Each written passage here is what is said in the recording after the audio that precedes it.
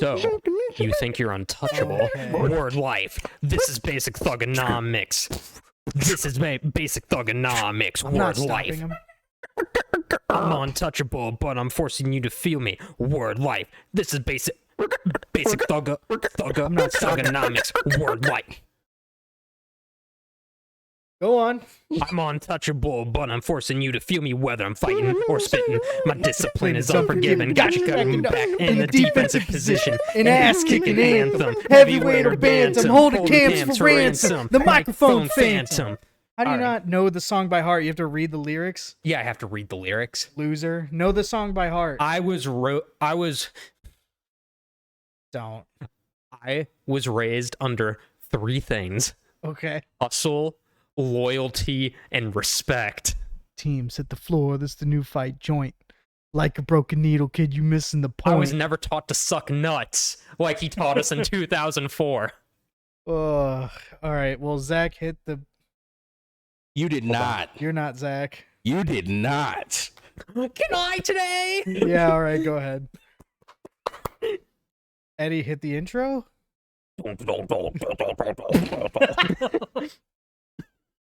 All right.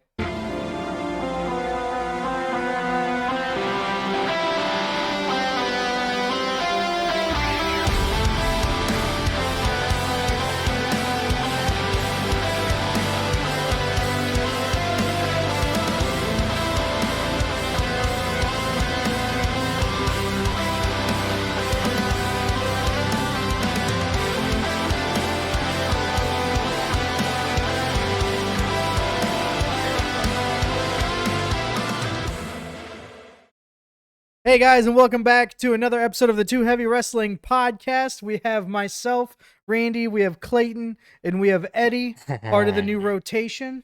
So, what do we got going on this week? I know we have Seth Rollins as one half of the World Heavyweight Championship match at Night of Champions. I want to put a disclaimer. We are recording this before Friday Night SmackDown, so we don't actually know who he's facing. But I do know that there was a really cool thing that happened this morning with Edge on Twitter or Instagram or whatever. Yes. So this morning, Edge, and a nice little 2-minute vignette, remarked that he's near the end of the road. And what would be awesome on his end of the road is to win the new World Heavyweight Championship. When he loses it, that's it. He's hanging him up. Yeah, because that's the belt he never lost. That's the belt he had to retire on the first time. Look. Yeah. So, I like Edge, and I feel like He based did off lose it because he faced The Undertaker at WrestleMania, and the World Heavyweight Championship was on the line. No, when he this was after. Yeah, he has lost it before. Yeah, he has lost it before. When he retired, when his neck, whatever, he won the match at WrestleMania and came out with the World Heavyweight Champion. I forgot the belt. He had the belt then. Yeah. I also saw a theory on Twitter that says Bret Hart's still champion. I saw that. That was by posted JTG. by... Yeah, JTG posted that.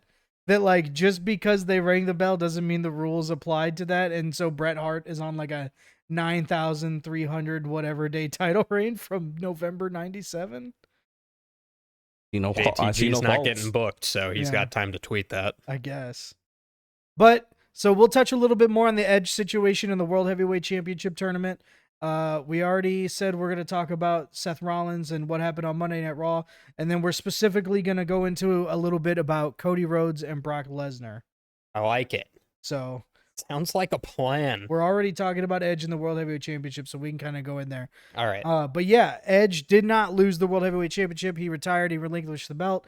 He was nice enough to remind us of that as he was entered into this tournament, and now a lot of people are calling for Seth Rollins versus Edge at Night of Champions, and I think the fans are pretty split on who they want to win now. I think it was overwhelmingly Seth Rollins, and now after Edge threw this wrench into the plan, who knows what they're going to do.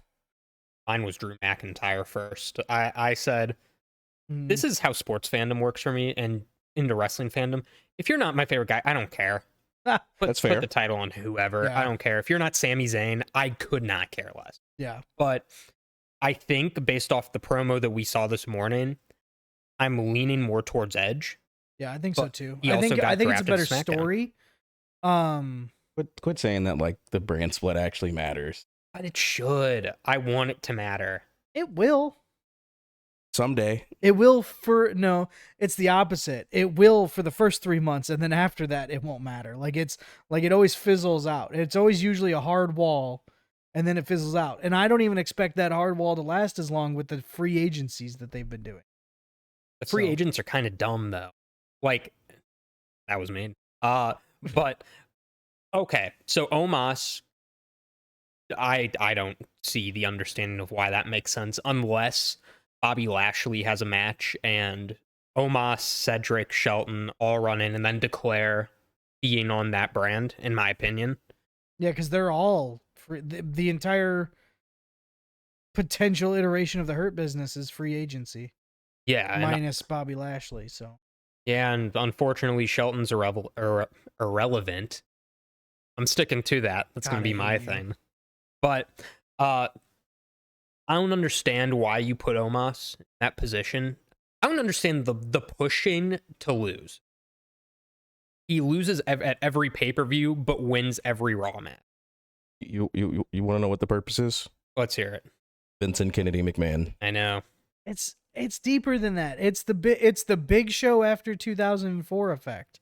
It's we're gonna push you to look really strong on TV so that when you lose at pay-per-views, the person you're putting over looks more important than they are.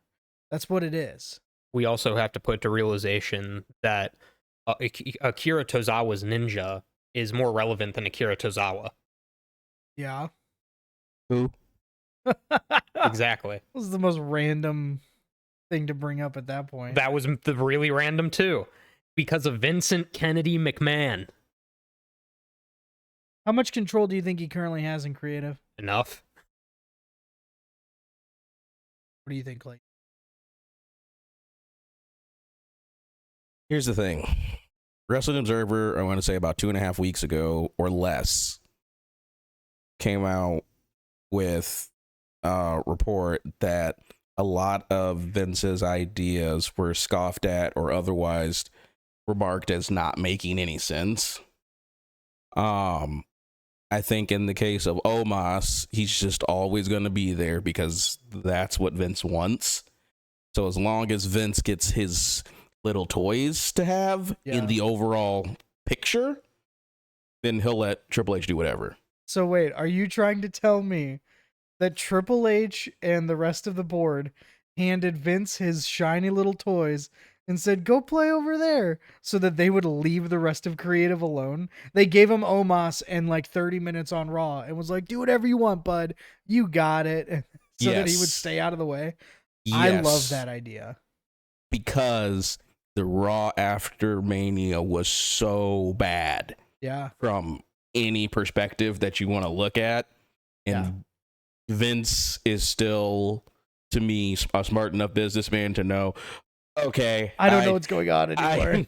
I don't have it. I thought I could just come back after 9 months being forced away, whatever.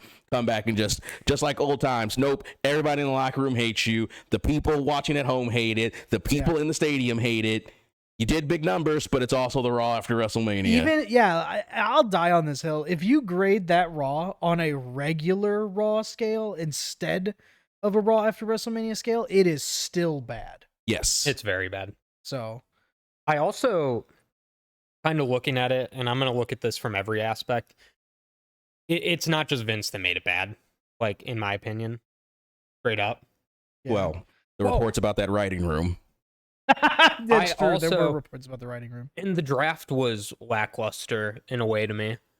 In terms of, again, I'm going to talk about NXT. I feel like there has to be some. Sorry.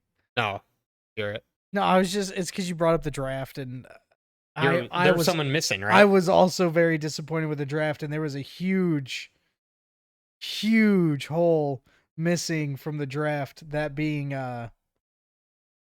I'm not like most girls, Miss Nia Jax, not getting drafted to either show. And here, let's be real. Actually, if we're going to talk about it, let's talk about it. Because they have these free agents, meaning that these people are valuable on both shows. That's perfect for Nia Jax. Put her as a free agent. Let her hit up both shows. Let her be interwoven into multiple storylines. Who has done less with for men's or women's Royal Rumble? Who has done less with the Big Show spot? With the number 30 spot? No, with the big beast. Everybody has to jump you to eliminate you. Look, I have an answer. Who's done less? I have an answer. Uh-huh.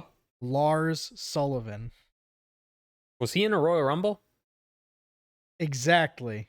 No, it doesn't count. If he No, was no, in a no. Royal Rumble, we don't remember it. Put it in the comments. I don't think he was was. Lars Sullivan in a Royal Rumble? Hang on. And is he more useless than Nia Jax? That No. answer is You yes. thought my ninja thing was bad and you're talking about Lars Sullivan? Nobody also called Nia Jax useless. I just asked who has done less with the Big Show spot in a Rumble. Look, all I'm saying is a 'Cause lot. I remember Big Show spots. A lot. And Of if good. Lars Sullivan was in a Big Show spot, I'm just saying a lot I'm of trying things. to think. A lot of things in WWE you will just- be fixed.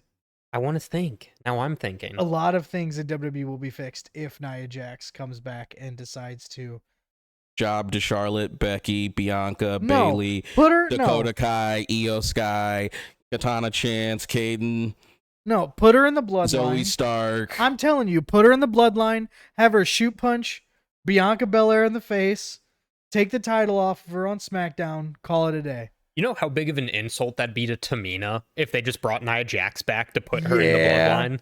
That would be so cool. Oh my god, it'd be hilarious. All right. Anyways, back to your point. Yeah, back to... So, the NXT call-ups, to my knowledge, are based off what Shawn Michaels and Triple H, their Agreed on. input. Yeah. We thought we'd get Braun Breaker. Yeah, they talked about that though. Have you seen the report on Braun Breaker? What's Yeah. the report? So he was targeted. This was like in the last 3 days or so.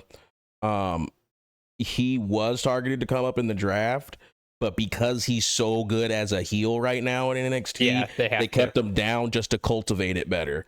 And he's doing great. I want to point that out. His spears look Goldberg Dude, stiff. Who's that dude he speared? Carmelo Carmelo Hayes. Hayes. Carmelo Hayes. I was like, yo, that was almost. Have I ever showed you guys the video Hold of on. Goldberg? You know who Carmelo Hayes is? No. Have I ever showed you the video? That's Have I showed you the video of that time Goldberg speared Christian while he was holding that I chair? love that. Oh my god. Have you seen Goldberg spear Nunzio in the 2004 Oh, Royal Rumble? yeah. oh my god. Broke that man in half. Oh my gosh, it's awesome. Ooh. Ugh. Braun's doing stuff Braun like that. is doing stuff. I've seen a lot of that stuff recently, like Instagram Yeah. and whatnot. I thought it was obvious to bring him up, Mm-hmm. but It's because now it seeing was. what we're seeing, I'm like, cool, keep him down there for a little bit longer. I'm Let completely him okay with boil that. in the heat. Right. Cora Jade, another person we thought could get called up. She's great as a heel. She just came back, so I think they're trying to build her back up. Well, and she's in that women's title tournament, right? I think she'll probably win. I hope so. Or I think Tiffany she deserves Stratton. it. I think, would I say think that. Cora deserves it. I need Tiffany Stratton to stop doing moonsaults. I also think so. I hate to get a little controversial, but I'm going to bring up a subject because I'm curious as to what they could do with it. Hmm. So, my favorite indie team, probably ever, are the Rascals. Oh yeah. So, thinking Nash Carter in this case, Yeah. to my knowledge, everything, like nothing happened. Like it was proven that he was not guilty. You're Yeah, talking for about Davey everything. Richards? No, Nash Carter. Who's Nash Carter? Zachary Wentz. Oh, I thought you were talking about Davey Richards. No, that's why he You're said so Nash weird. Carter. Oh my bad. All right, give me the Rascals. Give me the Rascals. That's all I want. Or Yeah. MSK, whatever. I like that shit or that stuff a little bit Yeah. more. Look, they bring the worst out of me too. Also, sign Myron Reed. I don't care. Hot fire, Myron Reed. Get him. Sign Myron Reed. Sign Trey Miguel. I don't think Trey Miguel will ever go to WWE, but I'll indulge you. So Yeah. hypothetically speaking, they bring the Rascals in. yeah, Are you psychologically prepared for them to be booked worse than the LWO? I'm. You better be. Hold on. So This is my thoughts on that. There are a lot of people who've come in to the WWE who just did not get pushed very well. Neville was one of those people, but he wasn't like indie wise. He wasn't like top guy. Like, I will accept that. I mean, I almost said LWO. The Rascals beat the Lucha Brothers, beat oh my gosh, why am I blanking on their name? LAX. There we go. Beat LAX. They beat all of the best teams in the Indies. They pushed the hell out of them when they got to NXT, even with bigger tag teams. So I think it'd be worthwhile to bring back at least Nash Carter, because I think Wesley, as great as he's doing, Nash Carter makes him even better. But Wesley's having such a good North American title run. I'm not saying... I'm saying once he gets called up. You know, in that same vein, why don't we just sign Will Ospreay to a WWE deal so he can be Dolph Ziggler 2.0 and that just will never oversell for everyone and put everyone over and Mm. get like 2 months worth of a cumulative title run.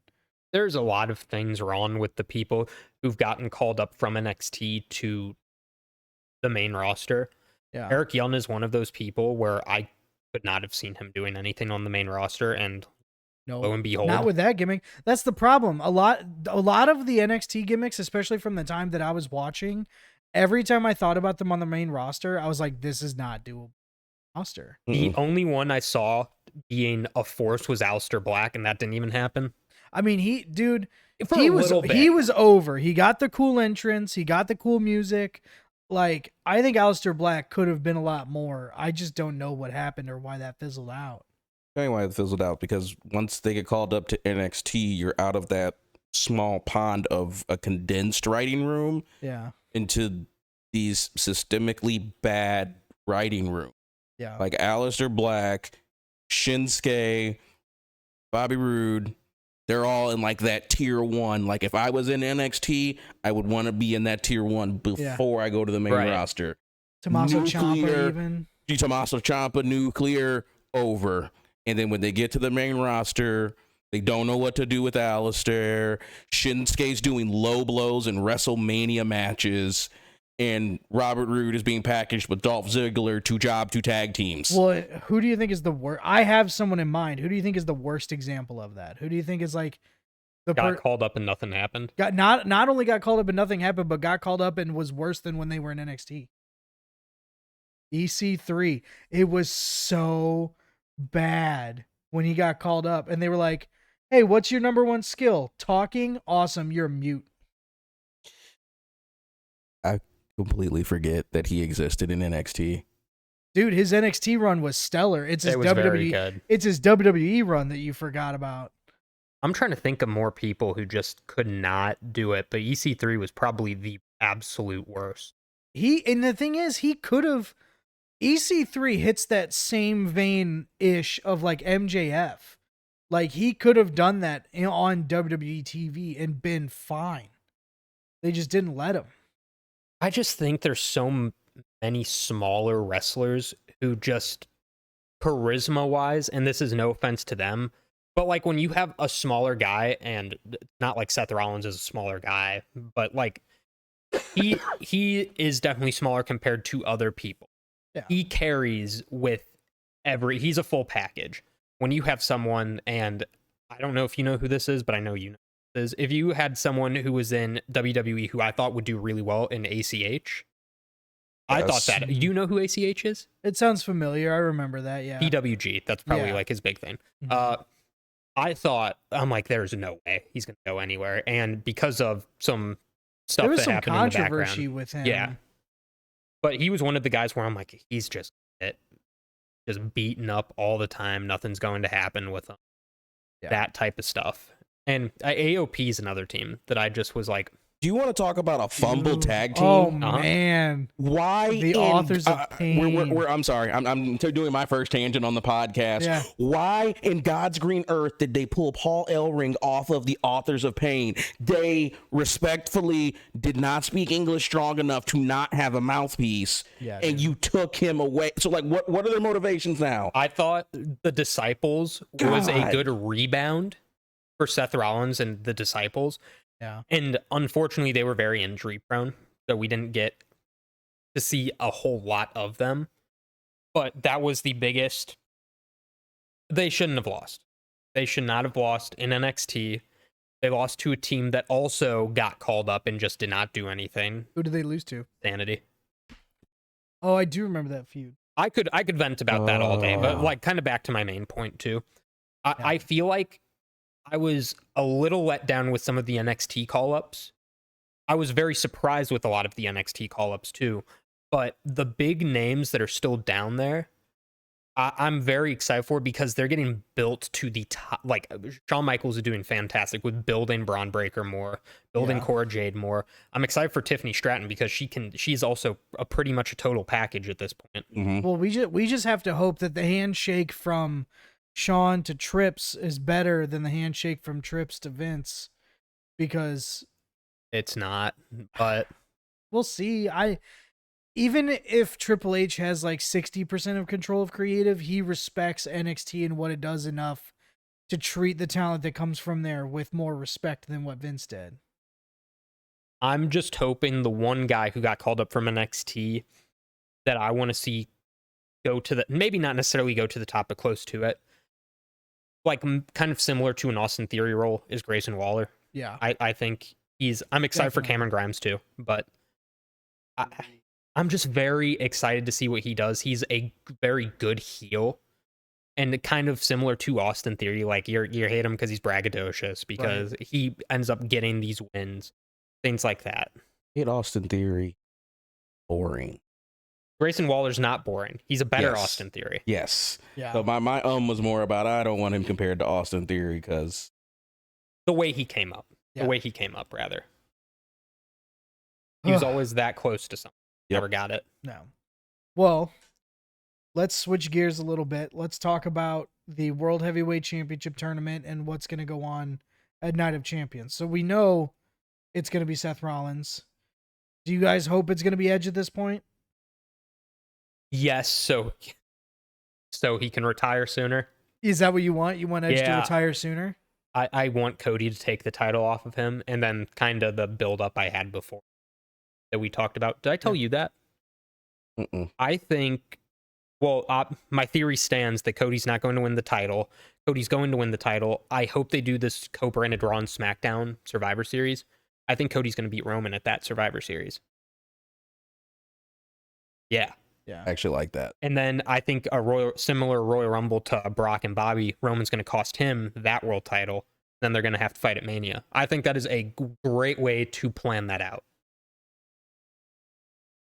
I don't trust WWE to book that well that far out is the problem. They need to hire me, dude. Like we could be the writers' room. we could. Yes. There's certain writers that are doing very well. What Brian Kendrick did the Damian Priest and Bad Bunny match. You talk about producers? Yeah. Yeah. Writers, producers, aren't they? They're different. They're different. They are different. Who's the writer for everything? So the writers are the ones that actually. So the writers are the ones who I put should know this. together the skeleton. They go, these people are the ones who are the champions. They're the ones who are over, and they're going to lose on this night. The producers are the ones who actually make those matches happen and say, these are the spots you guys are going to do. Here's your filler time. Do whatever you want, but this is your ending. You need to hit this spot at this time. Okay. All from there. So writers are the ones that put together like the story, like long term, but producers are the ones who go match by match to make that story come to life. So who's one of the main writers? I have no idea. I couldn't tell you. Okay. And we honestly shouldn't know their names. Okay. Like a good Death threats. No, not even death threats. It's you create little mini Vince Russo. Ugh. Like you should. Yeah. A good writer for wrestling is equivalent to a good writer Right. for a movie. Like, we shouldn't know their names, Right. because they're just that good. Silent and in the background. Yes. Okay. So So whatever. you're talking about producers. Yes, I will say Backlash did exceed my expectations with certain matches. Didn't I think so, exceed Dave too. Meltzer's. Trash. Dude, Dave Meltzer was we went over the reviews for Dave Meltzer's reviews on Backlash. He graded on a pretty hard scale. Okay, did it exceed your expectations? It did. I enjoyed did. it a lot. Yeah. That, for the first PLE post WrestleMania, you could not ask for a better one. Right. Oh, and here's the thing about me and PLEs in general. If you gave me the exact same PLE, like the matches were the same, the actions were the same, whatever, and you had two versions of it where one had a really good crowd and one had a really bad crowd, I will, like, the matches themselves, I will grade better for having the good crowd. So I think Puerto Rico has a lot to do with that. But even if you took away that Puerto Rico crowd and gave them like a regular Milwaukee crowd or something, Right. I still think it was a good show. We didn't even have Gunther on the show. We didn't even have Roman on the show. Yeah. Still, we had Rollins versus Omos. Like, Yeah. that wasn't even a bad match. It wasn't a bad match. Mm-mm. It wasn't the lowest ranked match of the night, I don't think. It was not. What was the lowest ranked match? I got it right here for you. So, and I'll just go in order how All it's right, listed. Zach Star Wipe. Dave Meltzer's reviews. Go ahead. Bianca and Neo, 4.25 stars. Okay. Rollins Omos, 3 stars. Okay. Theory, Lashley, Bronson Reed, 2.5. Yeah, dude. Rhea, Zelina, 2. Lowest rated match of the night. Yeah, dude. Bad Bunny and Priest, which is this, I personally thought it was 5, but Meltzer gave it 4.5. Bloodline versus Sammy, KO, and Riddle, 3.75. Yeah, dude. Cody, Brock, 3.75. Dude, he went No- hard. No offense. Yeah, How was Zelina and Rhea that low? I'm assuming Meltzer's penalizing them for the shortness of the match and the fact that comparatively to the rest of the matches on the card, there weren't that many spots. Yeah. It's not a 2.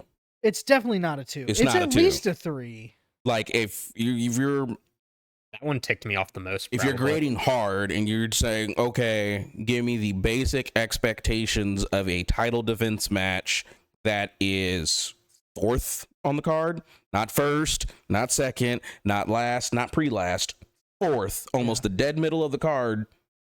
That's it. They crushed it. That's Yeah. exactly what you're supposed to do with that match. Okay, I think also if you put someone else in that match in place of Bad Bunny, then I think it's 4.5 stars. But because Bad Bunny is in that spot, it's 5 stars, in my Yeah. opinion. I think so. That was I think it's fantastic okay to match. grade celebrity matches on a curve like that, yes. Yeah.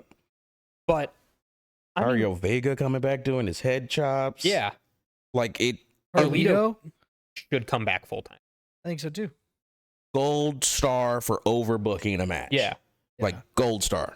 Yeah. You are making the LWO with that pay-per-view what the LWO should be. You are making it about history.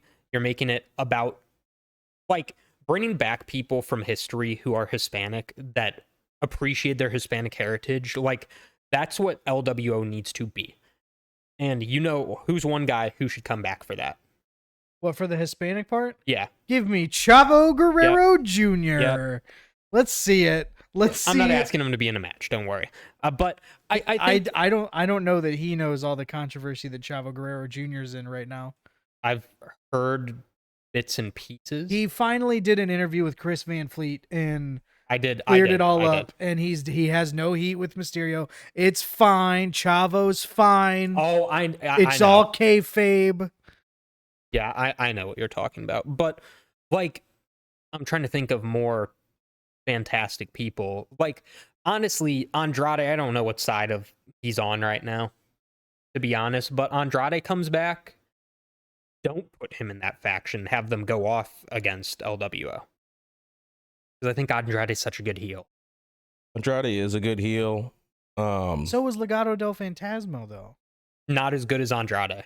No, not as good as Andrade, but good enough. Like, Define good enough, because like for me, good enough means like you're a major player or players, I suppose, since they are a faction.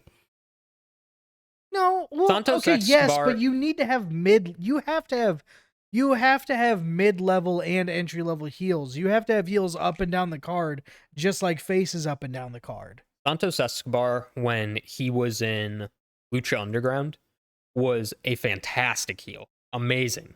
Like, he did everything so well, and he had matches like against Ricochet. Yeah, and I'm talking about their capability, not necessarily what they are or were in NXT in their initial call-up, but like what they're capable of in terms of being a heel faction through the roof. Right.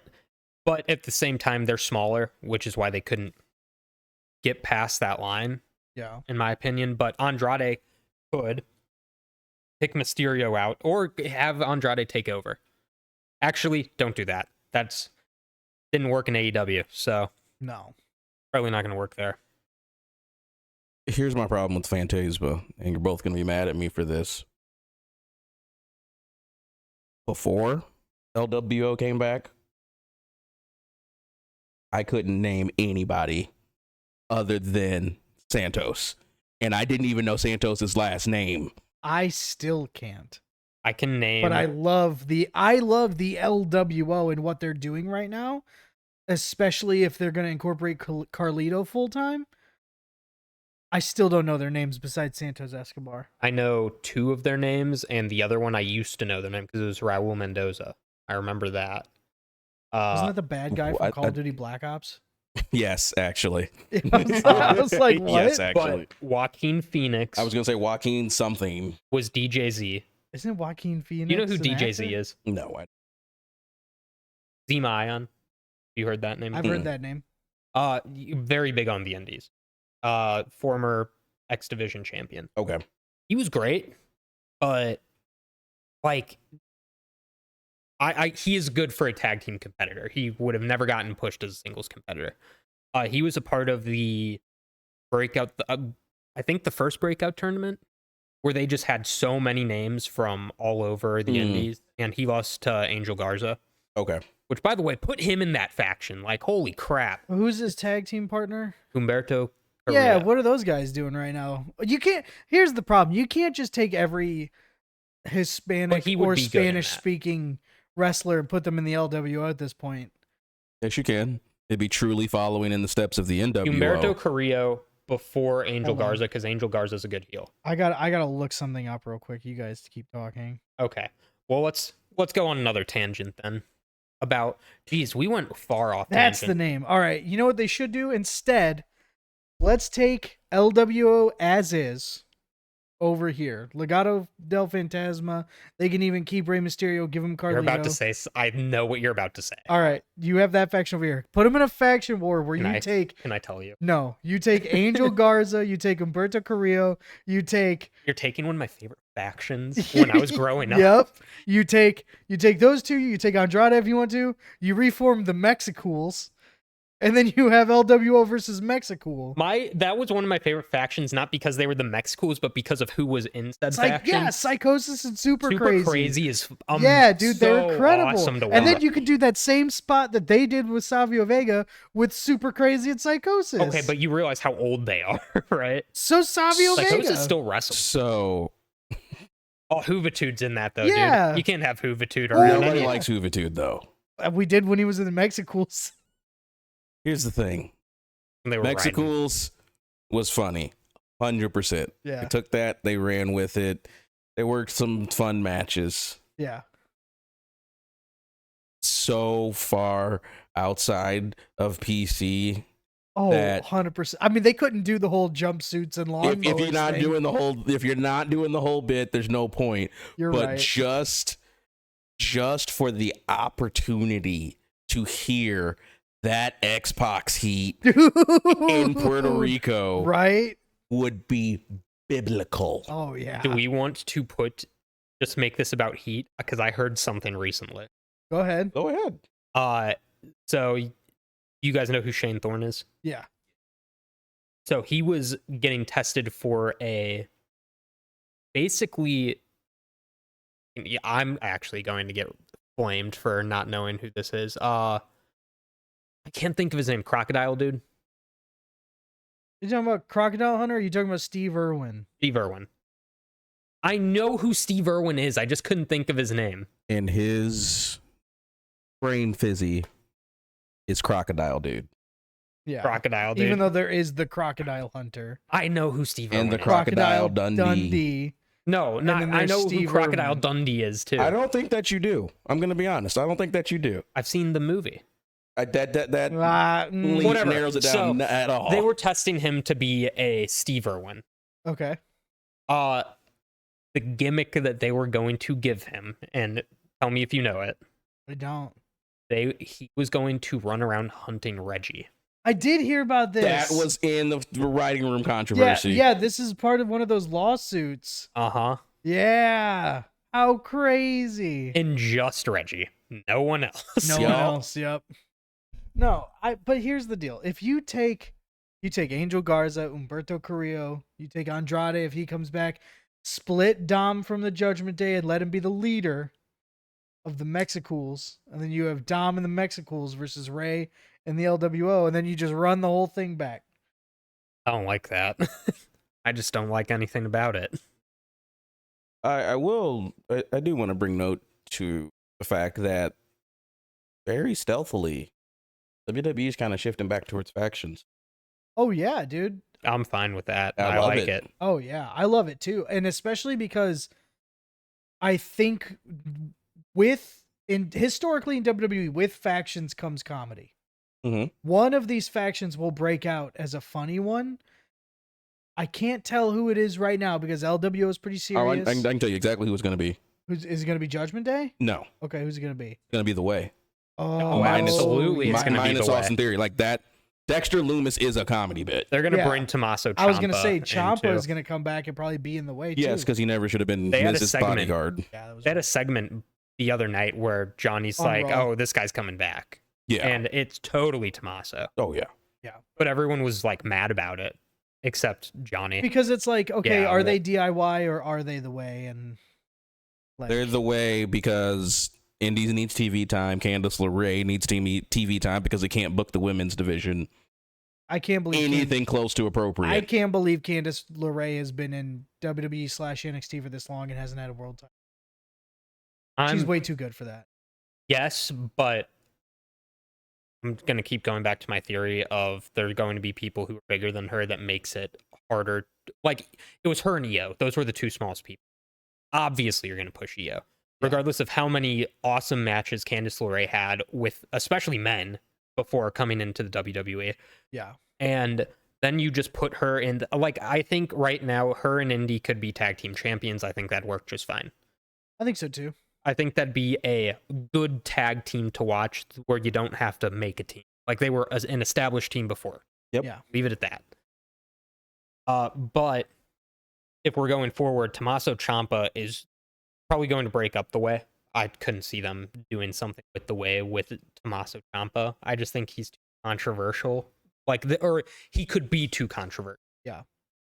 And I don't know if you agree or not, but I just feel like Austin Theory, when he was in that role, he was like, he's an a-hole, but he can be a baby face. Like, he can be someone that everyone in the faction at least like. Yeah, Tommaso Ciampa, without question, can't be what Austin Theory was. Yeah, forever. he can't fill the role of Austin Theory. He has to create a new role for himself. And like actually thinking about it, if assuming The Way would stay face, right? What role does he fill? That's Because what I'm saying. Dexter's kind of already your enforcer-ish. The best they could do, and I will hate this, is they push down Johnny to what Austin Theory was, and they put Ciampa where Gargano was.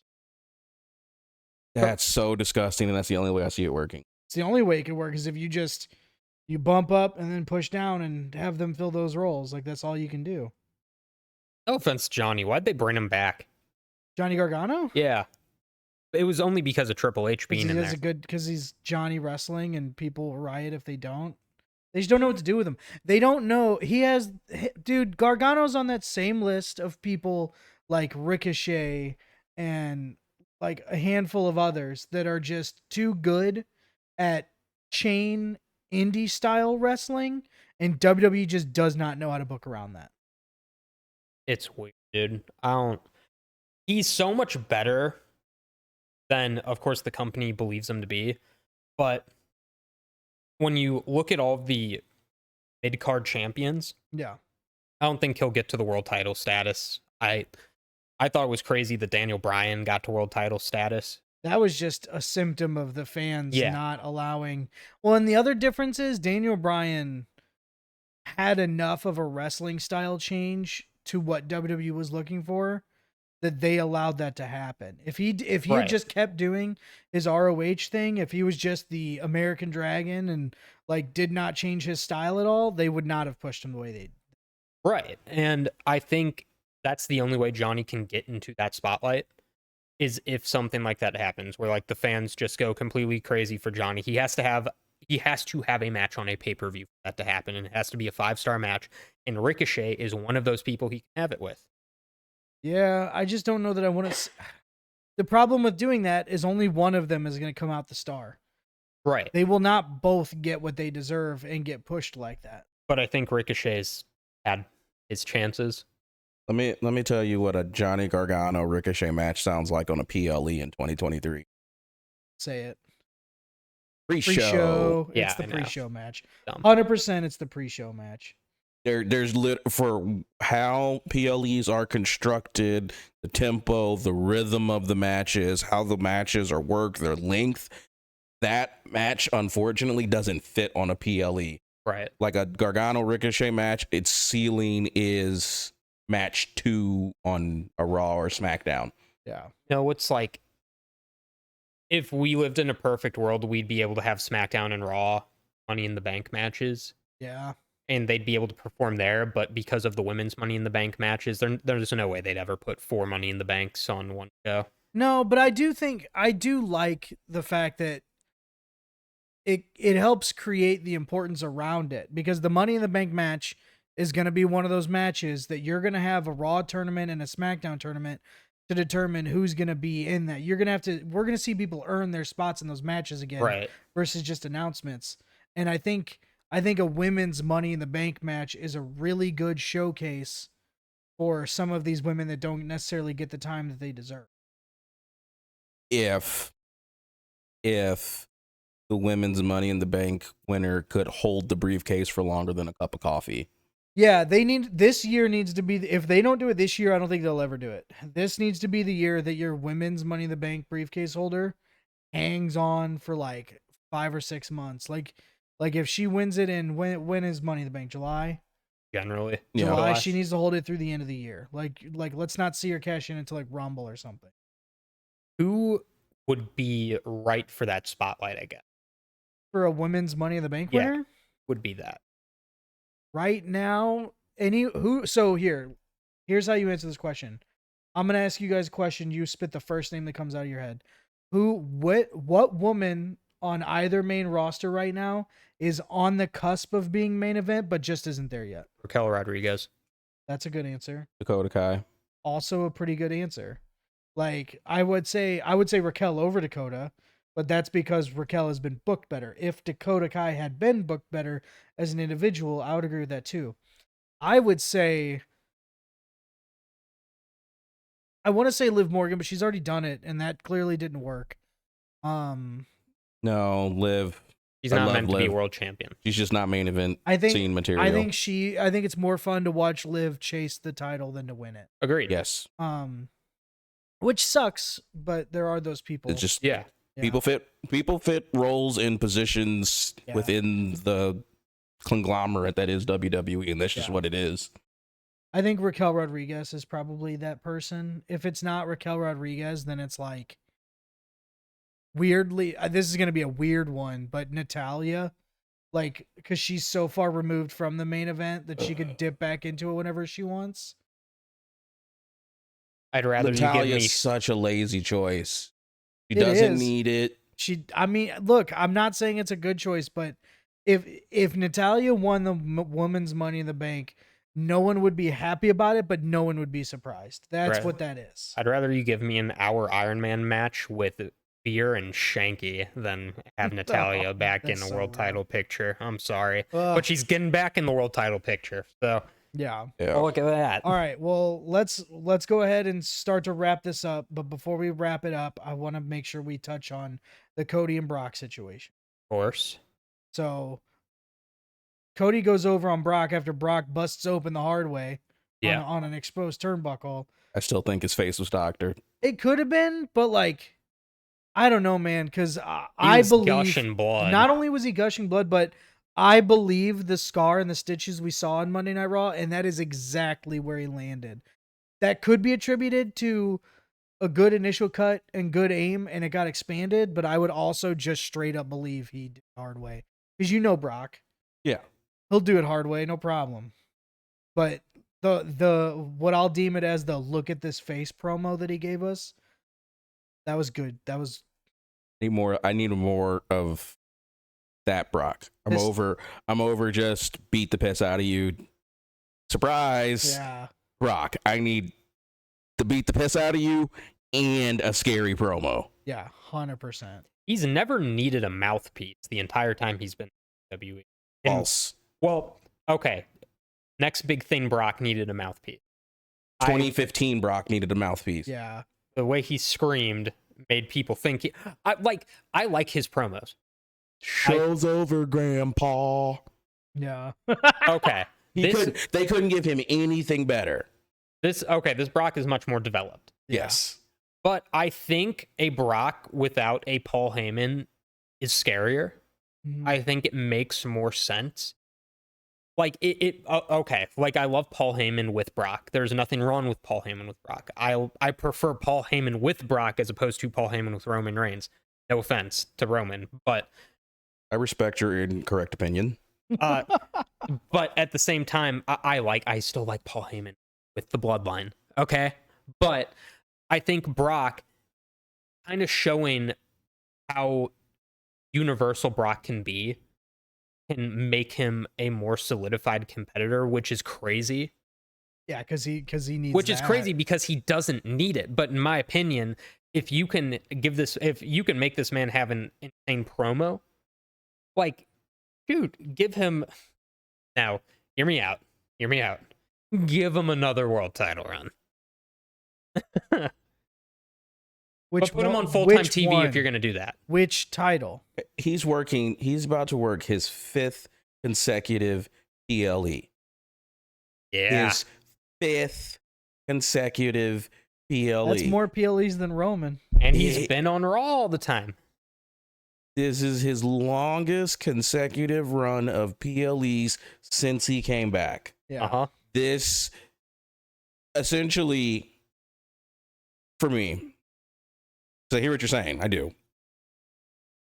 Brock Lesnar became Mount Rushmore for the modernized WWE Right. at SummerSlam against.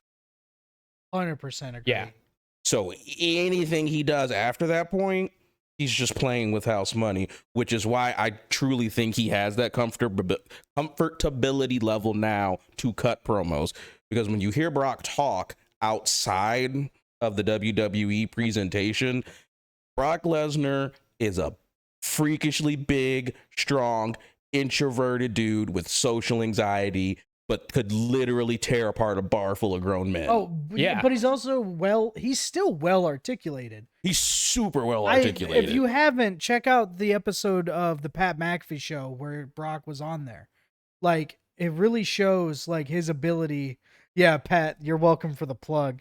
Like it really shows his ability to talk. And there might be something different about him in a room with 5 or 6 guys and 2 or 3 cameras versus, I don't know, 20,000 people. Like it is a different setting, but at the end of the day, like Brock can talk. That's just a fact. He doesn't have to interact with the fans to get that over, which is what I liked about him Right. just staring into the camera. Mhm. You're not interacting with the fans. You're just if you have him look into that camera every week to cut a promo, go ahead. That'll get old after a while, I think. But really, I want to get us back to specifically Brock versus Cody. What do we think is next for that? Brock laid out the challenge for Night of Champions. I think has Cody accepted it yet? Has that been a thing? I think Cody's social media or anything? still buried under the pile of that announce table. Yeah, probably. I think as long as my plans that I had rolling in my head with Cody winning the title at SummerSlam, you can get a three match series in them. And That seems to be the trend nowadays. Yeah. And I think Brock could take it at Night of Champions because I think Brock winning a match in or overseas would work. Yeah. It just does. I don't see Brock losing to Saudi Arabia. No, I don't either. I don't. For all the not wrestling related stuff, I'm cool with 3-match series. It does for me help for long term storytelling, but you cannot have somebody go 0-3 clean. Like Seth and Cody. Yeah. Well, the other thing is, I like match trilogies, but I like the Stone Cold and Rock trilogy where it was spread out over a couple years, right? Versus one calendar year just knocking it out. I really don't like that. Granted, I know that's how you tell a story in modern day wrestling. You have to have the repetitive match talk. Someone interferes. That's my new feud. We're moving on. But like, I would love to get back to the old school, like, I interrupted your promo. Next week, we're going to have a face-to-face. Then next week, we're going to have a tag team match. Me and my guy versus you and your guy. Blow it off at the pay-per-view and then cycle over and start over with someone else. Like, I miss that formula a little bit. Do we think that Brock, given that situation, like, I think that works perfectly for Cody and Roman because I think that's what's going to happen with Cody and Roman. Yeah. Maybe not 3 matches, but I think they're gonna get 3. But the way you have it set up is 3 matches. Yeah, the way we could have it set up is 3. The thought in my head came when you said your theory, and then I thought of Brock in a tag team in general. And now I can't get that thought out of my head. I'm going to ask what might be a stupid question.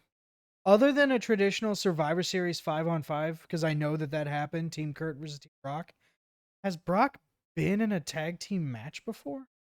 Yes, in that 2005, 2007 range.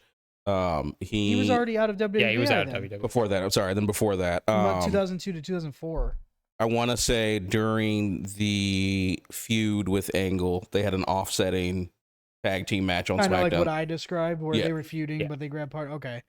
But, okay, so after his 2012 return, has Brock had a tag team match? Oh. No. It's just weird. Like, it's weird to me thinking about Brock standing on the apron waiting for a hot tag when you could just have Brock start the match and then the match is over and you win and you didn't have to do anything. Every Brock Lesnar tag team match would be Braun Strowman and Nicholas. Brock wouldn't tag anybody in. Exactly. Brock wouldn't allow himself to not start the match either. Braun at least tagged in Nicholas. Yeah, you're right. Braun is less selfish than Brock Lesnar. So we're moving past a booking decision that completely undermined the tag team belts, and it's part of the reason why the tag team division sucks right now. Quick sidebar for Cody and Roman. I think they are going to do 3 matches, but it's going to be in the, not for time, but for how it played out, the Rock and Stone Cold formula. Roman's going to beat him next time they face. And then Cody will get the win in the third one, is my personal headcanon. But for Brock and Cody, I need them to be separated after Night of Champions. Yeah, I agree. Like, you can do a third match. Like, I don't care when you do the third match, it can't be at Money in the Bank. No, and that's my point. You can't just go bang, bang, bang. There's our trilogy. Let's move on. Like, it just, like, that's, I think there are specific instances where that could be okay. And honestly, I think it was all right for Seth and Cody to do it. But you can't have someone win all 3. Can't have someone win all 3. And doing it in consecutive PLEs, you have to be able to tell at least, if you put all the matches together, 8 different stories throughout the matches. Yeah. Cody and Brock probably have about 3 ways they could ever work a match. And it's not going to move outside of those 3 ways because how what Brock is right now Yeah. is Goldberg's physicality with Hulk Hogan's just overness. Yeah. Like I hate the finish from Backlash, but as a fan, as a fantasy, I get it. I don't see another way for Cody to win. Yeah. Cody's not going to outstrong him. Cody's not going to outlast him. So either Cody's going to have to do something to kind of like how Roman did at SummerSlam, just last man standing, throw literally everything you can get your hands on top of him to keep him down. Yeah. Okay, cool. Wow. Now what are you going to do for your third match? Whereas Brock's different variants is just one. He's just going to beat the unholy hell out of Cody. Right. And I'm already seeing that on a week-to-week basis. I'm to the point where I thought that, what's the June pay-per-view? Is it literally just Night of Champions? Yeah. Yeah. Well, no, I think that's this month, isn't it? Night of Champions is in May. Night of Champions is this month, sorry. Yeah. So, June has to be Money in the Bank. Yeah. Okay, so maybe not have Cody do that Money in the Bank. I feel like after this match, they just have to take a little bit of a pause, give Cody something different, leave Brock off TV, whatever. They can go to another pay-per-view. I want them to just have the 3 matches and just get them out of the way, if I'm going to be honest. Mm-hmm. That's just me, because I want to see what Cody can do for my theory. And I do think Cody would beat Roman in the next match. I feel like that, and especially not for a title, that's what's going to be in his head. That's my thing. Like, Cody's going to be like, well, I beat him. Title wasn't on the line. Give me a title match. Or like, maybe not that immediately, because he has his own title. He's on his own show, whatever. That's where that happens. Brock, in just the situation of, hey, what happens if it's the 3rd win? Which I don't think would happen. I think Cody would have to win it cleanly. I would like that, at least. I don't know. I feel like Brock's just running out of stuff at this point. I don't know who he'd go off against next. Well, the cool part about Brock is that his character is built in such a way that as soon as a feud ends, he can just ride off into the sunset, wait a year for a new crop of NXT call-ups to come up and fill in the roster a little bit, and then put one of them over. Next big thing, Brock Lesnar had a successful program with a one-leg. He can work with anyone. Like, it was real good. The Zach Gowen story was fantastic. Honestly, the whole that whole era of big guy versus little guy, like you had Show and Mysterio, perfect Lesnar area, and Gowen. perfect David versus Goliath Yeah. era. Oh, I'm thinking when he got smacked against the ring post. Yeah, like, dude, that whole era was just Or so when he good got for thrown down 2 flights of stairs out of a wheelchair. that. Yeah. Oh, that's awful. Ugh. All right, well, That was amazing. well, that wraps up everything. I don't think is there anything else we need to talk about before we jump out of here? I'm looking forward to seeing just how everything plays out for Night of Champions. I hope every champion is on Night of Champions. That would make sense, yeah. I hope they make the show long enough to do that. Vince in the past has left champions off Night of Champions. Unfortunately, the very first champion that will be left off of this pay-per-view, if anything is left off, is the women's tag team. Yes. They'll get left off. After that, it could be like the Theory United States Championship. I don't think it'll be one of the women's main. I think because it's... Oh, well, the tag team champions, actually. Oh, Sammy and Kevin. Yeah, they probably won't be on there either. Sammy's not going to go over there. But... No, not every champion's going to be on there. But most of them will. All the singles ones, I think, should be. Right. Yes. So, all right, cool. Well, Eddie, run us through the socials one time. Instagram, Twitter, Facebook, YouTube, TikTok. Listen to us on Spotify, listen to us on Apple Music, and catch our video on YouTube. Hell yeah. Anything else, gentlemen? Nope, that'll do. All right. Well, we've been Eddie, Clayton, and Randy. Thanks for checking out the Two Heavy Wrestling Podcast, and we'll see you next time, guys.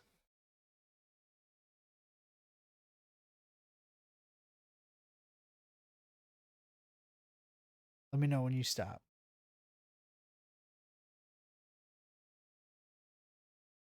Zach, make sure. You and I, right here. Nia Jax is gonna win every match at Night of Champions, and she's gonna don't cut me off. She's gonna look like that one title that exists in Japan that's like everyone's light heavyweight belt that like Ultimo Dragon has. She's gonna have like 8 or 9 belts just draped over her arms. The future is Nia Jax. The future is not like most girls.